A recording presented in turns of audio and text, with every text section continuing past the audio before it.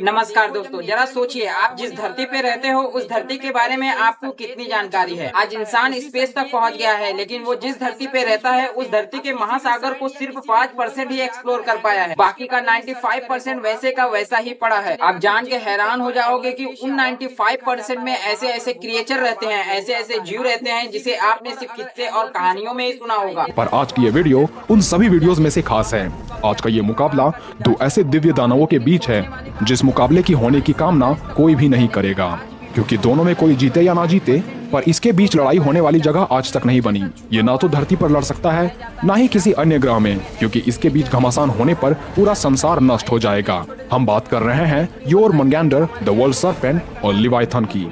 दोनों ही दानव न तो आकार में किसी से कम है, न ही शक्तियां में, पर दोनों के बीच एक अंतर साफ है, क्योंकि दोनों के मकसद अलग अलग हैं।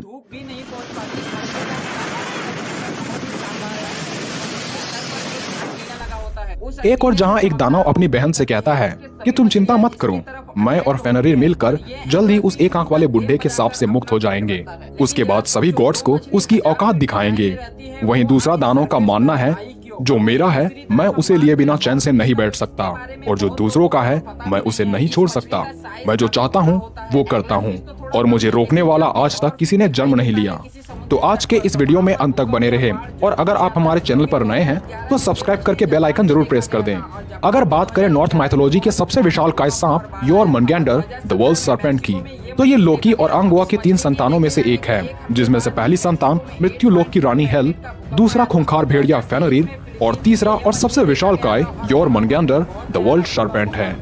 साथ ही आर्थर क्विन की पुस्तक में ये भी लिखा है कि वर्ल्ड सर्पेंट के जन्म के साथ ही देवताओं ने यह महसूस कर लिया था कि आने वाले समय में लोकी की तीनों संतान देवताओं के लिए खतरा बन सकते हैं। इसलिए ओडिन ने अपने मंत्रों से सबसे बड़े खतरे यानी योरमंगैंडर को मिडगार्ड के समुद्र में फेंक दिया। पर देवताओं को इस बात की भनक भी न थी कि यह सांप कितना विशाल बढ़ जाएगा। यहाँ तक कि योरमंगैंडर को भी इस बात का अनुमान न था कि वो कितना विशाल बढ़ जाएगा और पूरे मिडगार्ड को अपने कुंडली में ही लपेट लेगा। इसलिए वक्त के साथ जब सर्पेंट अपने मुंह के आगे एक पूंछ दिखता है तो उसे लगता है ये कोई और है, और वो जोरों से उस पूंछ को काट लेता है, जिस वजह से वर्ल्ड सर्पेंट को इतनी पीड़ा होती है कि वो दर्द से तड़पने लगता है। पर सर्पेंट को अनुमान भी न था कि उसके हलचल से पूरा मिडगार्ड कांप उठेगा। डर से कहरा रहा सर्पेंट मन ही मन ये सोचता है कि वो सभी देवताओं को मार डालेगा। वहीं मिडगार्ड के हिलने पर ओडिन को समझ आ जाता है कि सर्पेंट को नहीं मारा गया तो पूरा मिडगार्ड ध्वस्त हो जाएगा। इसलिए सभी देवताओं ने मिलकर थोर को सर्पेंट का नाश करने के लिए भेजा। पर सितारों की भी गर्मी को सहने वाला थोर के लिए भी सर्पेंट को मार पाना काफी मुश्किल हो रहा था। यहाँ तक कि थोर के म्योल्नियर का भी सर्पेंट पर कुछ असर नहीं हो रहा था, और न ही थोर की बिजली सर्पेंट को जला पा रही थी। खैर, ये तो हुई सर्पेंट की एक छोटी सी कहानी।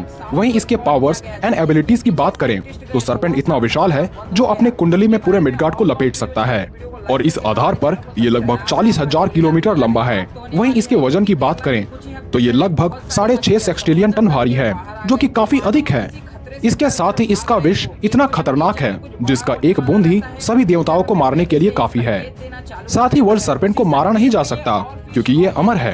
हालांकि इसे कमजोर कर मूर्छित किया जा सकता है, पर इसे मार पाना असंभव है। इसलिए इसकी सारी एबिलिटीज इसके आकार, विष और अमरत्व पर ही टिकी हुई है। वहीं बात करें बाइबल के सबसे खूंखार सर्पेंट लिवाइथन की, तो इसकी भी कहानी काफी हद तक वर्ल्ड सर्पेंट की ही तरह है।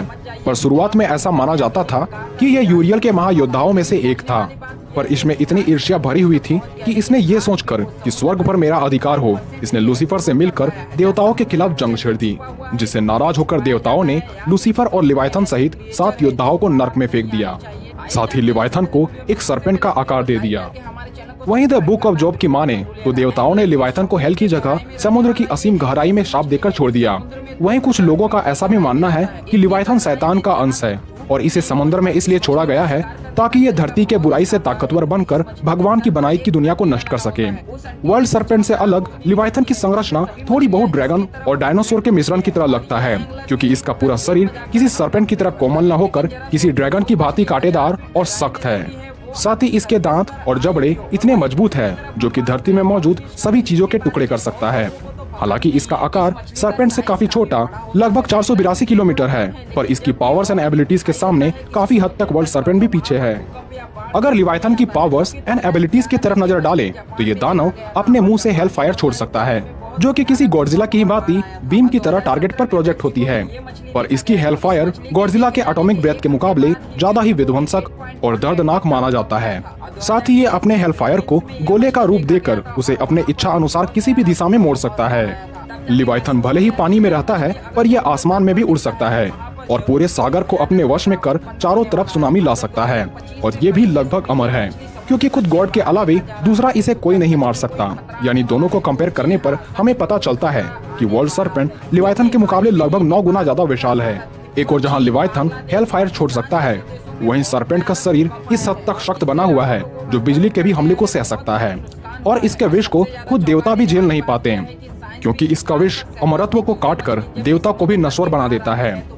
शायद इसी वजह से सभी देवताओं ने इसे मिडगार्ड के महासागरों में फिकवा दिया। यानी एक और जहां लिवाइथन गॉड्स के अलावा किसी के हाथों नहीं मर सकता, वहीं दूसरी ओर सरपेंट गॉड्स को भी मार सकता है। ऐसे में जब कभी इन दोनों दानवों के बीच युद्ध होगा तो ये लड़ाई काफी देरी तक चलेगी। और इसके लड़ाई को देखने के लिए न तो इंसान बचेंगे न ये धरती बचेगी, पर हो सकता है ये मुकाबला कभी खत्म ही ना हो, या हो सकता है कि वर्ल्ड सरपेंट इस महामुकाबले को जीत जाए। खैर, आपका इस पर क्या विचार है हमें कमेंट में लिखना ना भूलें। तो मिलते हैं अगले वीडियो में।